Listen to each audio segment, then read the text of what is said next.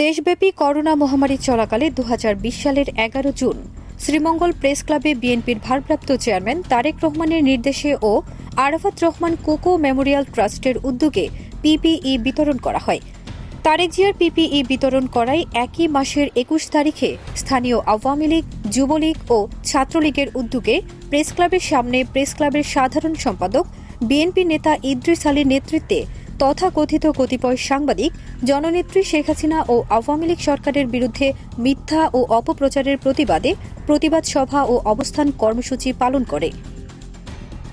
এ ঘটনায় প্রেস ক্লাবের সভাপতি ও কতিপয় সদস্যরা ওই প্রতিবাদ সমাবেশ ও অবস্থান কর্মসূচিতে একত্রতা প্রকাশ করেন। পরবর্তীতে সভা ডেকে তারেক জিয়ার পিপিই বিতরণের অভিযোগ তুলে প্রেস ক্লাবের নির্বাচিত সাধারণ সম্পাদক ও দৈনিক মানব জমিন পত্রিকার শ্রীমঙ্গল প্রতিনিধি এম ইদ্রিস আলীকে আজীবন বহিষ্কার করা হয়। এ ঘটনার জের ধরে রোববার ১৭ নভেম্বর শ্রীমঙ্গল প্রেস ক্লাবের সাবেক সাধারণ সম্পাদক এম ইদ্রিস আলী ক্লাবের সভাপতি সহ স্থানীয় আওয়ামী লীগ ও অঙ্গ সংগঠনের ৫৭ জনের নাম উল্লেখ করে শ্রীমঙ্গল থানায় একটি মামলা রুজু করেছেন।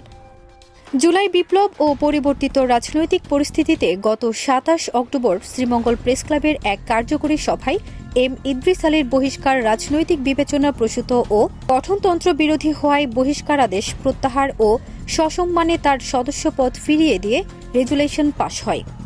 দায়েরকৃত মামলায় জেলা আওয়ামী লীগের সাংগঠনিক সম্পাদক সৈয়দ মনসুরুল হক, শ্রীমঙ্গল উপজেলা আওয়ামী লীগের সভাপতি অর্ধেন্দু কুমার দেব, সহ সভাপতি মোহাম্মদ ইউসুফ আলী, সাধারণ সম্পাদক জগৎ জ্যোতিধর শুভ্র, শিক্ষক নেতা জহুর তরফদার, জেলা আওয়ামী লীগের আইন বিষয়ক সম্পাদক এএসএম আজাদুর রহমান আজাদ, প্রেস ক্লাবের সভাপতি বিশ্বজ্যোতি চৌধুরী, সাবেক সাধারণ সম্পাদক ও ছাত্রলীগ নেতা ইমাম হোসেন সোহেল, সাংবাদিক বিকুল চক্রবর্তী সহ মোট ৫৭ জনকে আসামি করা হয়। শ্রীমঙ্গল থানার ভারপ্রাপ্ত কর্মকর্তা জানিয়েছেন, এ ঘটনায় রোববার রাতেই ভাস্কর হোম চৌধুরী নামে এক সাংবাদিককে আটক করা হয়েছে। বাকি আসামিদের ধরতে আইনগত পদক্ষেপ নেওয়া হচ্ছে।